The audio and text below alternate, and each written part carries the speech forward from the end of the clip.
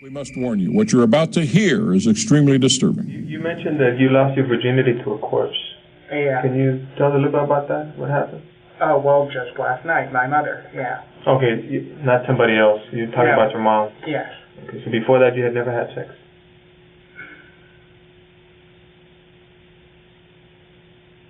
Well, I guess since I'm being quiet about it, I might as well tell you now. And it's on the note too, the PS part. We used to have a gray cat named Claire. Oh yeah, BCL, he was a thing of mine too. Now you know. And so I strangled it, I drowned it, and then I cut it open, and you know the rest. You kind of get the rest. You had sex with the cat, with the dead cat?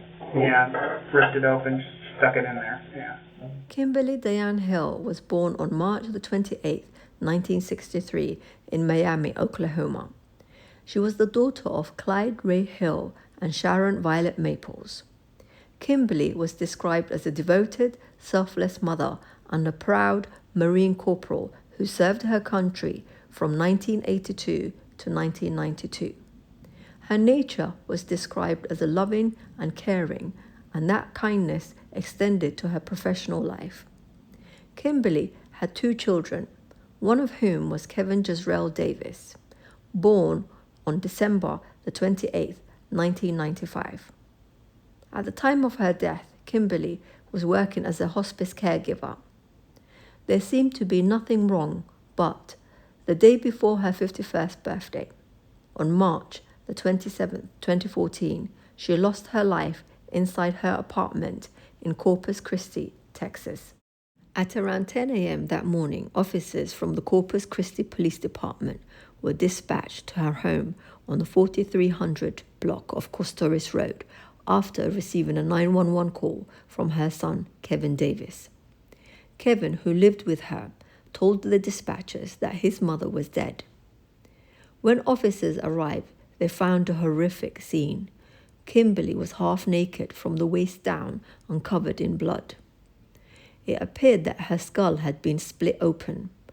There was a trail of blood leading from the living room to one of the bedrooms. The official autopsy later confirmed the brutality of the attack. Kimberly's head had been beaten in with a hammer. She had been stabbed once with a knife, strangled with a cord, and sexually assaulted after death. Her own son, 18-year-old Kevin Davis, had admitted the crime. He showed no remorse when he turned himself in and confessed. Kevin admitted during a 911 call that he had killed his mother. When questioned by detectives about what he did, he said it started after an argument. He told them he had been bored with his life and suicidal that morning. He asked his mother if he could kill himself, and she told him she couldn't control what he did. Instead of ending his own life, he decided to take hers. Kevin said that while his mother was sitting on the couch watching television, he took a cord from his video game console and wrapped it around her neck. When she began to scream and struggle, he grabbed a hammer and struck her on the back of the head about 20 times until her skull split open. He then dragged her into her bedroom, stabbed a knife into her head, and later told police he had struck his fingers inside the wound to feel her brain to make sure she was dead. While some reports say Kimberly died from hammer blows, others believe it was the stabbing that killed her. Whatever the cause, the attack was beyond brutal. And if that wasn't enough, Kevin then sexually assaulted his mother's body. He later told investigators that he almost waited for his sister to come home so he could kill her too, but decided against it. Before leaving the apartment, he left disturbing handwritten notes that said, "Chase me," and "Sorry for the mess, KD," and "I had my fill of killing. It seemed a little much." He told investigators during his confession, Kevin also admitted it was his first sexual experience, saying that he had lost his virginity to a corpse. He added that he would kill again given the chance. He insisted that he was completely sane and knew exactly what he was doing. After the murder, Kevin fled the scene on a bicycle, leaving the notes behind to taunt the investigators. But after some time, he changed his mind. He abandoned the bicycle, walked to a nearby home, told the couple who lived there that he had killed someone, and calmly asked if he could use their phone to call 911. In October of that same year, Kevin Davis was tried in court. He was found guilty of first-degree murder and sentenced to life in prison. The next clip captures Kevin's chilling confession to investigators as he explains how he killed his own mother. Viewers' discretion is strongly advised. At the very beginning, I asked my mother for permission to die, or rather kind of commit suicide, the sort of beating around the bush sort of thing. Because, well, that doesn't really matter why I wanted to kill myself. Sure it does. Tell us. I'm bored with life. I don't like life. I don't like people. I don't like living it, basically. There's really anything depressing about it. It just is what it is. And so I wrote the note. I did. When did you write the note? Around 6-ish, 7-ish. Today or yesterday? Yesterday. Okay. That's in the afternoon or morning? Afternoon. Okay. And then what happened? And then, She get upset with you? well, no, actually. I mulled it over. And then, on a whim, actually, I turned it over, wrote a plan to kill both my mother and my sister, quite frankly, 'cause that's always been a thing of mine. I'm a bit of a pervert. Is it like a fantasy thing? It is, actually. So, that didn't act. The best laid plans never work out, apparently, or at least the one scribbled on a piece of paper. Because she had decided she was sick of this stuff, and she was going to go send me to live with my sister again. And so I kind of left off in a fury and just did it regular with a cord. Ripped cord from a video game console controller. That didn't work, huh? What was this as you thought of strangler? She was sitting on the couch watching TV. Okay. That didn't work out too well. She started screaming, and so I went to her room, opened a drawer at the very bottom to the right. I pulled out a hammer. I went back into the living room, and, well, you kind of get the gist from there. And she was out pretty quickly. Kind of tried to play dead at first, but then I finished it. So you hit her with a hammer when she was sitting in the sofa in the living room?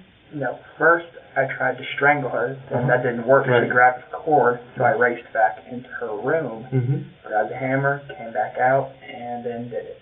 How many times did you hit with the hammer in the living room? At least 20, but then she was still alive. I dragged her into the room, as you probably clearly saw, and then I kind of wormed my hands into her brains to kind of just cut it. She was still snoring. Okay. So she was still alive? She was still alive. And you went in there and you kind of grabbed those brains? Yeah, finished it. Alright. Did you use a knife on her? Actually, I was going to, but no, I didn't get to do that. Did you, I guess you never got to stab her with a knife? No. It was all with a hammer? It was all with the hammer in my hand. And where did you hit her with the hammer? The head. All in the head area? All in the head, I believe. I may have gotten her hand because she was covered. When you dragged her to the living room, to the bedroom, you kept on hitting her there? Yeah, I kind of. That's where that's when you reached in and grabbed her brain? Yeah, I kicked at it a bit. Then I just, that was kind of silly, but then I just decided to reach in and kind of just do it. And then what did you do after that? Then I had sex with her corpse. You did? Okay. Did you come inside her? I did, actually. Have you ever done that before, like had sex with her? No, I haven't, actually. This is just the first time? Oh, yeah, I lost my virginity to a corpse. Talk about the notes that you wrote. How many notes did you write? 3. 3. There was one in the living room. Yeah. That one was addressed to who?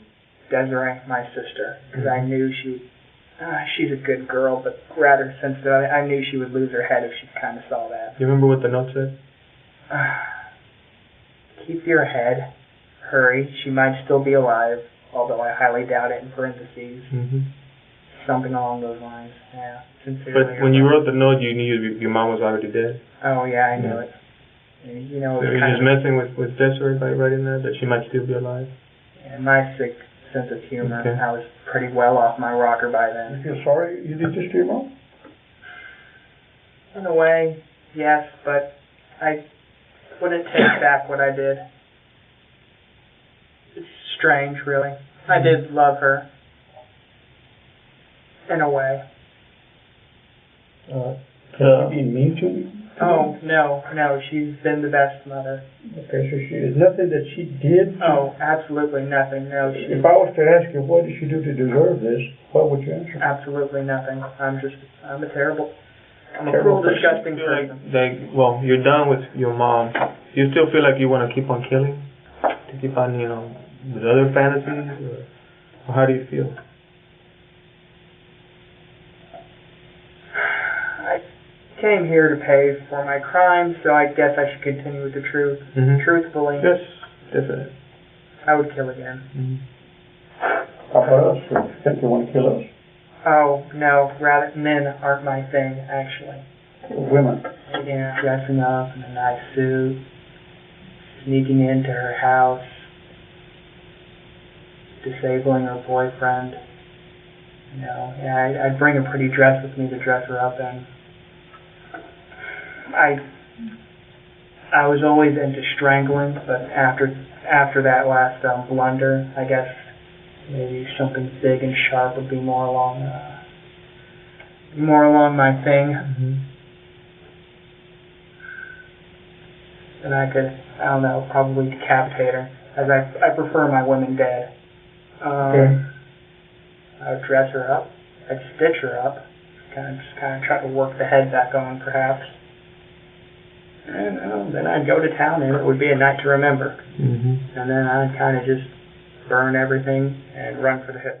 The prosecutors on the case said it was difficult to balance showing the jury the evidence without traumatizing them, as they were not used to such extreme brutality and depravity. Kevin Davis smiled at the jury as they sentenced him to life.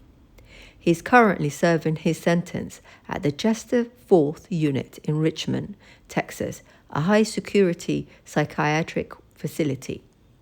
He will be eligible for parole in March 2044. Thank you for watching. Please don't forget to like, comment, subscribe for more.